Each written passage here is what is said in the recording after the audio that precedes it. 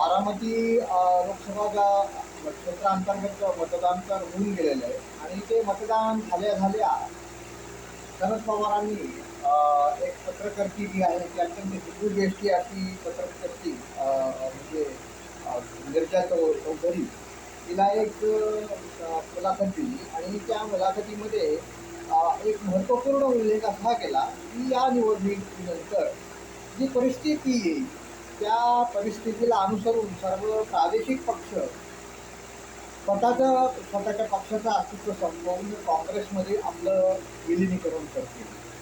आता शरद पवार अनेक वेळा अनेक वक्तव्य करत असतात आणि त्यापैकी किती वक्तव्य ते मनापासून करतात किंवा काही ठरवून करतात किंवा त्याच्यामध्ये काही गूढ संदेश असतात असे अनेक प्रकारचे प्रवाद जे आहेत ते त्यांच्या भारतीय पत्रकारांनी आतापर्यंत पसरवलेले आहेत. परंतु ह्या मुलाखतीचा जर निष्कर्ष काढला तर एक तर ही मुलाखत जी आहे ती निवडणुका संपल्यानंतर म्हणजे बारामती लोकसभा अंतर्गतल्या निवडणुका होणार होत्या त्याचा कालावधी संपुष्टात आल्यानंतरच त्यांनी ही मुलाखत दिली. आणि ती दुसरी म्हणजे महत्त्वाची गोष्ट म्हणजे इंग्रजी पत्रकर्ती जी आहे ती हिंदू दृष्टी असणारी गिरिजा चौधरी हिला दिली. म्हणजे आपलं वक्तव्य जे आहे ते इंग्रजी माध्यमांच्याद्वारे महाराष्ट्राच्या बाहेर सर्व ते प्रसृत व्हावं प्रसारित व्हावं असा कदाचित त्यांचा उद्देश असू शकतो. तर त्याच्यामागे दोन महत्त्वाची कारणं असू शकतात. एक तर या निवडणुकीमध्ये सध्या अशी परिस्थिती आहे की या देशाच्या मुस्लिम समाजाने एक गठ्ठा मतदान जे आहे ते काँग्रेस पक्षाला करण्याचं ठरवलेलं आहे. त्यामुळे बाकीचे जे प्रादेशिक पक्ष आहेत ते हळूहळू अस्तंग होतील अशी परिस्थिती निर्माण होणार आहे. कारण हे सगळे प्रादेशिक पक्ष जे आहेत ते रस्ता प्रादेशिक पक्ष नसून एका घराण्याचे आणि एका जातीचे आणि अत्यंत जातांत जिहादींचा अनुनय करणारे पक्ष. म्हणजे थोडक्यात एक मुस्लिम लीगचा लहान लहान घटक म्हणून मुलायमसिंग यादवचा जो समाजवादी पक्ष तो आवडतो, राष्ट्रीय जनता दल जो आहे बिहारमध्ये तो आवडत असतो. अन्यथा त्यांना दुसरं काही अस्तित्व नाही आहे. त्यांना कुठली विचारसरणी नाही आहे, कुठली विचारधारा नाही आहे, कुठली नीती नाही आहे, कुठले नियम नाही आहे. अशा प्रकारचं सगळं त्यांचं आत्तापर्यंत कार्यकरण भाव राहिलेला आहे.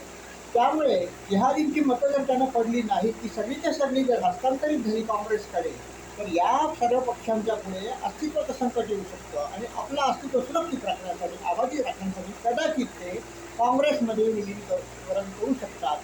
ही धोक्याची घंटा जी वाजत राहिलेली आहे ती शरद पवारांनी वेळेत ओळखली असावी असं वाटतं. कारण आता सध्या जी परिस्थिती आहे त्याच्यावरनं असं वाटतं आहे म्हणजे काही लोकांनी व्यक्तिगत प्रयास केलेले तर मलाही तसंच वाटतं आहे की काँग्रेसची संख्या जी आहे ती 44वरून पाळवते करून 60, 70, 75 जागांपर्यंत काँग्रेस जाईल. याचा अर्थ भारतीय जनता पक्षाचं कुठं नुकसान होणार आहे किंवा त्याची हानी होणार आहे असातला भाग नाही आहे. तर मुस्लिमांनी जी एककठ्ठा मतं जी काँग्रेसकडे हस्तांतरित केलेली त्यामुळे इतर जे जिहादी पक्ष आहेत उदाहरणार्थ समाजवादी पक्ष DMK, तामिळनाडूमधला DMK, केरळमधले दुसरे काही पक्ष आहेत त्या सगळ्यांचं महत्त्व हळूहळू कमी होणार आहे. त्या सगळ्यांना पडणारी मतांची संख्या कमी होणार आहे आणि ते पक्ष पराभूत होऊ शकतात.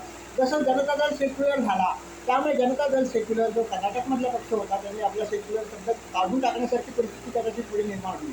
कारण त्यांनी हा धुंदीपणा जो होता तो संपुष्टात आणला. भारतीय जनता पक्षाची उघडपणे युती केली आणि लोकली या समाजाची एकट्ठा मतं त्यांना मिळत आहेत. त्याचप्रमाणे इतर समाजाची मतं भाजपला मिळत आहेत. त्यामुळे असं करून दोघांचाही फायदा त्याच्यामध्ये होऊ जाऊ शकतो. देवी त्यांना मुसलमानांची मतं त्यांनी गमावलेलीच होती. अशीच परिस्थिती सर्व आर्थिक पक्षांवरती होणार आहे. परंतु देवेगौडा हे तसे जात्यांध आणि जिहादी मनोवृत्तीचे नसल्या कारणानं त्यांनी भारतीय जनता पक्षाची युती केली. परंतु तमिळनाडूचा जो स्टॅलिन आहे दोन्ही यादव पक्ष जे आहेत महाराष्ट्रात शरद पवार ठाकरे जे आहेत ते सगळे जिहादी मिळून जे आहेत ते शेवटी आपला पक्ष जे आहे तो काँग्रेसमध्ये विलीन करण्या वाचून त्यांना काही गत्यंतर राहणार नाही. अशीच परिस्थिती कदाचित येईल. असं कदाचित सर्वात जास्त धूर्त राजकारणी असल्या कारणानं पवार साहेबांना समजलं असेल. कदाचित हवामानशास्त्राचे ते तज्ज्ञ असल्या कारणानं हवामान आणि वारं कुठल्या दिशेने वाहत आहे, पाऊस कधी पडणार आहे कधी पडणार नाही आहे अशी सगळी जी परिस्थिती आहे ती अवलोकन करण्यामध्ये ते सगळ्यांच्यापेक्षा जास्ती खूपच हुशार आहे. त्यामुळेच त्यांनी हा एक विचार प्रकट केला असेल जेणेकरून आपला विचार सगळे प्रसूत व्हावा. आणि दुसरा महत्त्वाचा विषय असा की उरलेल्या जागांवरती जी मुस्लिमांची मतं जी आहेत ती आपल्याला पडावी असाही त्यांचा उद्देश असावा. तेही आम्ही काँग्रेसचे भाऊबंधच आहोत. आमचा आणि काँग्रेसचा रक्तगट एकच आहे असं ते वारंवार म्हणत असतात. त्यांचा आणि काँग्रेसचा रक्तगट अर्थातच एक आहे. हिंदू द्वेष करणं ही त्यांची समान भूमिका आहे, समान धागा आहे. तसं पुरोगामी वगैरेच्या या शब्दांची जी ठिकाणी त्यांनी वाजवलेली आहे, ठिकाणी त्यांनी वाजवलेली आहे, ती अनेक वर्ष दिसून अक्षरशः ती पुसून गेलेली आहे. तरी ते वाजवत आहेत ते, आणि त्यामुळे त्यांचा आणि त्यांचा व्यक्तिगत एकच आहे, याविषयी काही वाद नाही. त्यामुळेच त्यांनी या विषयावरती अभिव्यक्त होण्यासाठी ही वेळ निवडली. याचा अर्थ आपला संदेश सगळीकडे जावा आणि भारतीय जनता पक्षाचा प्रचंड विजय झाला आणि महाराष्ट्र त्यांच्या पक्षाचा तर पराभव होणारच आहे.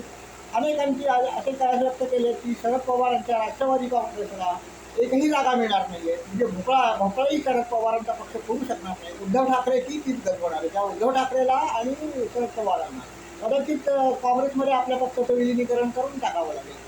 आणि ही अगोदर सूचना त्यांनी उद्धव ठाकरेंना करण्यासाठी ही वेळ निवडलेली आहे, असंच या प्रसंगी वाटतं.